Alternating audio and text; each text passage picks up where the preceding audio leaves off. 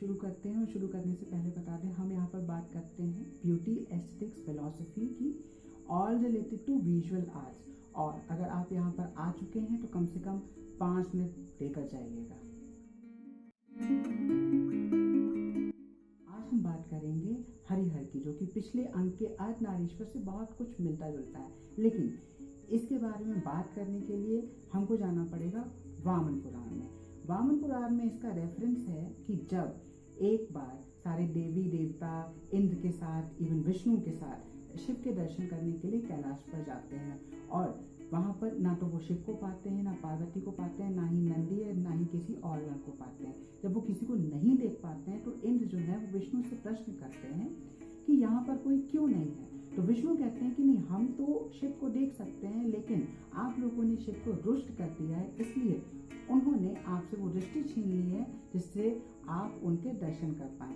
अगर आप उनके दर्शन करना चाहते हैं तो उसके लिए आपको एक व्रत करना पड़ेगा, और व्रत के बाद उनका अभिषेक करना पड़ेगा।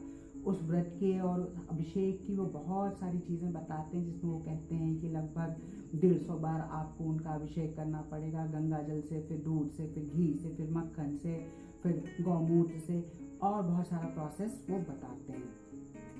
इन फॉर अ चेंज मेहनत करते हैं, व्रत करते हैं, और जब उनका व्रत पूरा हो जाता है तो विष्णु से प्रश्न करते हैं कि अब हम अभिषेक किसका करें।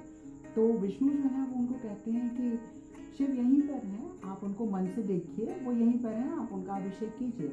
लेकिन फिर भी जो इंद्र हैं और देवतागण जो हैं उनको विष्णु दिखाई नहीं देते हैं। तो विष्णु जो होते हैं अपने हृदय कमल में शिवलिंग जो है उसका दर्शन कराते हैं देवताओं को।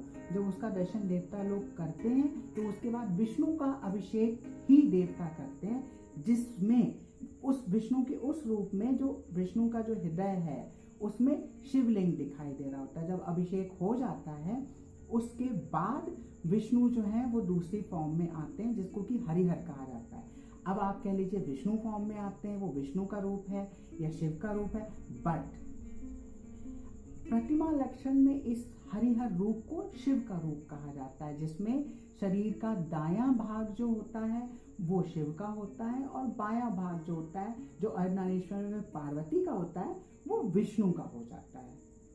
प्रतिमा लक्षण में अगर आप देखेंगे, जो ये इमेज है ये आपके ब्रिटिश म्यूजियम से ली गई है, जिसमें कि दाएं हिस्से में आप सारे शिव के लक्षण देखेंगे, जिसमें त्रिशूल आपको दिखेगा, जटा मुकुट दिखेगा, सर्प इत्यादि दिखाई देंगे, और बाएं भाग में विष्णु के लक्षण जो कि वनमाला है, किरीट मुकुट है, आधा आधा मुकुट आपको दिखाई देगा, शंख है, गदा है, पद्म। लेकिन जब हरिहर रूप आता है तो उसमें पद्म और गदा इतना फ्रीक्वेंटली नहीं दिखाया जाता जितना कि आपको शंख और चक्र दिखाई देगा।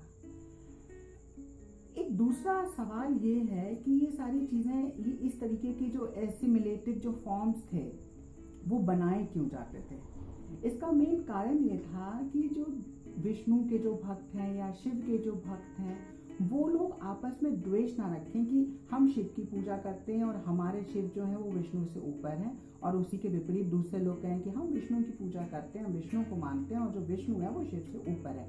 इन लोगों के बीच में कोई द्वेष ना रहे, इसलिए ऐसी कंबाइंड फॉर्म्स बनाए गए, क्योंकि जो पुराण है वो सारे लिखे तो इंसानों ने ही है। तो ब्राह्मणों ने और जो बुद्धिजीवी जो भी लोग रहे हैं जिन्होंने ये पौराणिक लिटरेचर का निर्माण किया है, उन्होंने ऐसे रूपों को बनाया, उन्होंने ऐसे रूपों का विवेचन किया हुआ है जिसमें कि 2 देवी देवताओं, इवन 2, 3, 4 देवी देवता, जैसे हरिहर सूर्य पितामह होते हैं, जिसमें ब्रह्मा भी होता है, सूर्य भी होता है, विष्णु भी होता है और शिव भी होते हैं। तो ऐसी फॉर्म्स को बनाया गया जिससे कि जो भी लोग हैं, जो भी पंथ हैं, जो शिव को, विष्णु को या फिर पार्वती को या सूर्य को फॉलो करते हैं, मतलब अनुसरण करते हैं, उनके बीच में कोई द्वेष ना रहे, वो सब मिलजुल कर रहे हैं। इसी चीज को समझाने के लिए वामन पुराण में ही आगे दूसरे चैप्टर्स में ये भी कहा गया है कि शिव प्रकट होते हैं। मतलब इस कहानी के बहुत बाद में ये बात कही गई है दूसरे चैप्टर्स में, उसका रेफरेंस अलग है, लेकिन इस बात को समझाने के लिए हम आपको बताते हैं कि उसमें भी शिव ने ये कहा है, और बाद में विष्णु ने भी इसका समर्थन किया है कि ये एक ही शक्ति है, इसके दो रूप हैं। इनफैक्ट दो की जगह और भी कई रूप हैं, बट क्योंकि यहाँ शिव और विष्णु की बात हो रही है इसलिए हम कह रहे हैं उसके दो रूप हैं, एक शिव है दूसरा विष्णु है। और जो व्यक्ति शिव को मानता है वो शिव का अनुसरण करता है, जो व्यक्ति जो है विष्णु के रूप को मानता है वो विष्णु के रूप का अनुसरण करता है। लेकिन फाइनली है ये दोनों एक ही, और दोनों को मिलजुल के रहना चाहिए, और दोनों शिव और विष्णु भी आपस में मिलजुल के रहते हैं, इसलिए उनके भक्तों को भी मिलके ही रहना चाहिए। ये एक बहुत सीधी सी बात थी, सुनने में आसान लगता है लेकिन जब इसका अनुसरण करने की बारी आती है तो वो मुश्किल लगने लगता है। सीधी सी बात थी, छोटा सा आइकन था, आइकनोग्राफी में इसको कैसे दिखाया जाता है वो भी हम आपको बता चुके हैं। हम मेनली इन वीडियोस में स्कल्पचर्स का रेफरेंस देते हैं। अगर आप इनको पेंटिंग्स में देखेंगे तो ये आपको बहुत आसानी से समझ में आएंगे। और एक बहुत ही बड़ा भ्रम दिखाई देता है कि शिव जो हैं वो नीले रंग के बनाए जाते हैं।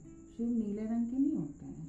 शिव का जो वर्ण होता है वैसे तो वो बहुत सारे आइकन्स में बदलता रहता है, जैसे जब रौद्र रूप में आते हैं, जैसे त्रिपुरांतक, गजांतक और इन सब में जाएंगे तो वो पेंटिंग्स में लाल रंग के बनाए जाते हैं। बट असलियत में जो शिव का जो कॉम्प्लेक्शन है, जो वर्ण है वो गोरा है, और विष्णु जो है वो श्याम वर्ण के हैं, मुग्ध श्याम है। वो भी काले नहीं कहे जाते या नीले नहीं है, लेकिन शिव जो है वो गोरे हैं, और उनका जो गला है, जो कंठ है वो नीला है। वो विश्वान की वजह से हुआ था, जो कि एक अलग कहानी है। उसी तरीके से जब अर्धनारीश्वर बनाए जाते हैं तो पार्वती को गोरा बना दिया जाता है और शिव को नीला बना दिया जाता है, जो कि पौराणिक रूप से या प्रतिमा लक्षण के हिसाब से आप देखें तो गलत है।